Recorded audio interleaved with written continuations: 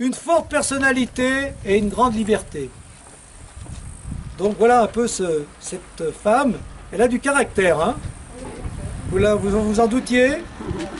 Alors, Marie-Eugénie parle de sa vocation religieuse à son père. Celui-ci, bien qu'affectueusement, s'y oppose. Mais Marie-Eugénie, qui vient d'avoir 20 ans, donc elle vient d'être confirmée, s'affirme et écrit le 24 août 1837, donc elle a 20 ans, « C'est demain le jour de ma naissance, j'aurai 20 ans. » Donc c'est la veille de son anniversaire. « Dans un an donc, je serai libre et tout à notre œuvre, quoi qu'il arrive. » Donc j'ai dit, voilà, j'ai 20 ans, ben tant pis, le père veut pas, mais à 21 ans, ben, je ferai ce que je voudrais. D'accord? Maintenant c'est 18 ans. Hein. Voilà. Où aller en cette année qui la sépare de sa majorité? L'abbé Combalot lui propose d'aller chez les bénédictines du Saint-Sacrement, de la rue Sainte-Geneviève à Paris, où là, malgré l'austérité des bâtiments et de la vie communautaire, elle entreprend ce qu'elle appelle une rénovation de son intelligence. Elle n'en finit pas de rénover son intelligence, hein, quand même. Hein. Oui. Avec encore beaucoup de lectures de théologie, des lectures sur la pensée sociale de l'Église.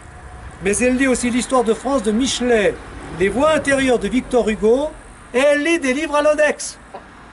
Malgré les interdits de son directeur de conscience, à qui elle écrit, ce qui montre sa personnalité et sa liberté d'esprit, « Je finis toujours par faire ce dont j'ai envie, tout en me le reprochant. » C'est pas mal ça, hein? Et elle dit, « Vous arrivez un peu tard avec votre défense de lire l'abbé Orsini.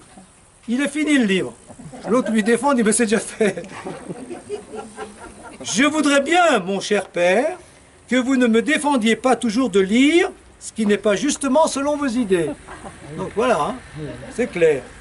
Parallèlement, dans cette communauté, elle apprend à goûter l'oraison, l'adoration du Saint-Sacrement, et se creuse en elle le désir d'une vie communautaire.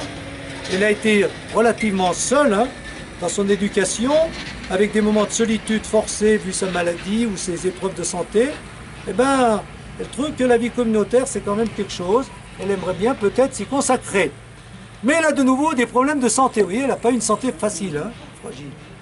Elle a souvent des syncopes, si bien que son père lui donne le droit d'aller faire un séjour à la visitation de la côte Saint-André en Dauphiné, où le climat devrait lui être plus favorable. Donc elle vient dans l'Isère, et là, pendant cette année avant qu'elle se décide, avant qu'elle ait 21 ans, elle découvre encore plus ce qu'est la vie monastique, et surtout elle découvre Saint François de Sales, hein, puisque c'est la visitation, et Jeanne de Chantal, qu'on met à prier, plein d'aménités, qui ont ouvert un courant spirituel plein d'humilité, de douceur et d'amour. Une théologie réconciliant l'homme avec Dieu par l'incarnation du Christ. Ça c'est, vous connaissez Saint François de Sales, ça va beaucoup la marquer, parce que c'est un humaniste. Hein.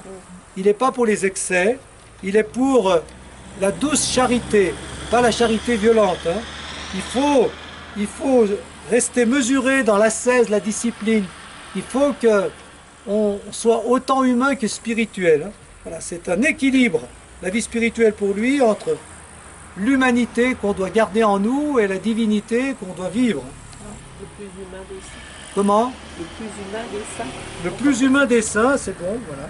Alors, donc, elle lit encore plein d'ouvrages, vous voyez, ça continue, d'écriture sainte, de théologie, saint Thomas d'Aquin, saint Thérèse d'Avila, etc. Tout en faisant chaque jour 2 heures d'allemand, 1 heure d'anglais et autant de latin, vous voyez. Ben, c'est la vie d'aujourd'hui, ça. Hein. Et en s'intéressant passionnément aux problèmes de la société de son temps, à toutes les crises, hein, restauration, enfin, vous voyez, tout ce qu'on a dit tout à l'heure. Elle envisage des réponses éventuelles à donner aux problèmes de son époque. Elle écrit, par exemple, donc ça c'est dans ses discussions avec l'abbé Combalot, elle finit par arriver à des convictions, ses intuitions s'éclairent. L'éducation religieuse étant un besoin du temps actuel, il nous a paru que cette nouvelle famille devait s'y consacrer et tâcher d'y faire entrer toutes les méthodes intelligentes nouvelles, tous les germes catholiques, tout le mouvement effectué dans ce sens. Ah oui, sans ce sens, non. C'est dans ce sens. Dans ce sens. Voilà. Vous voyez sa vocation, je l'ai déjà dit, mais c'est bon de le répéter, c'est dans l'intelligence. Hein. Voilà. Il faut que l'intelligence humaine, nourrie par les courants, les livres, etc., il faut qu'elle soit éclairée par l'Évangile. Il faut que les deux s'harmonisent. Hein.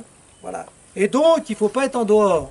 Et donc, il faut former des jeunes, notamment donc pour les jeunes filles, avec la culture de l'époque, mais en y mettant de l'évangile. Et faire l'harmonie entre les sciences sacrées et les sciences humaines. Voilà. Et il y a un terme important, c'est tous les germes catholiques.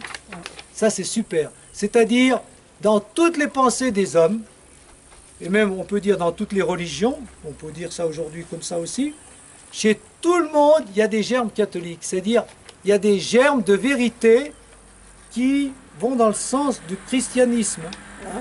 Voilà.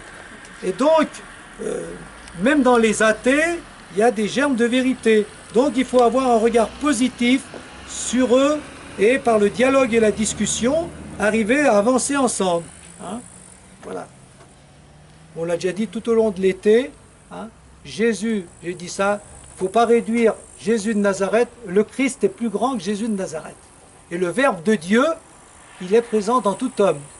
Et il s'est incarné en Jésus de Nazareth, c'est notre foi, mais il parle aussi par la conscience, par la raison, par le cœur, il parle aussi aux autres. Il y a des germes catholiques partout, d'accord? Voilà. Elle continue d'affirmer sa personnalité et sa liberté d'esprit, en osant par exemple dire carrément, c'est un petit exemple, ce qu'elle pense à l'abbé Combalot, en lui exprimant cette critique. Voilà, comme elle est directe. Je lis votre philosophie, elle a écrit un livre de philosophie, là, je ne sais pas trop ce que c'était. Eh bien, je regrette sans cesse que vous n'ayez pas réécrit cet ouvrage.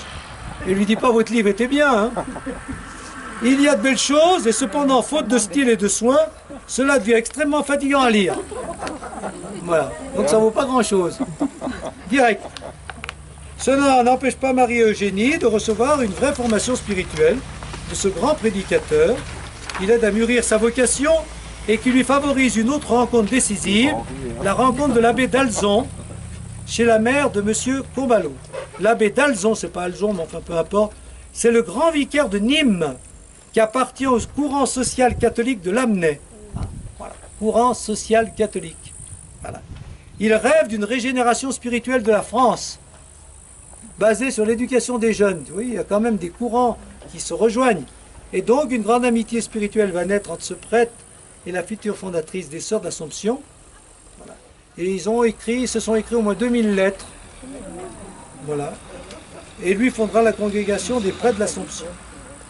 Donc, exercice spirituel, toujours cultiver notre personnalité, notre liberté d'esprit.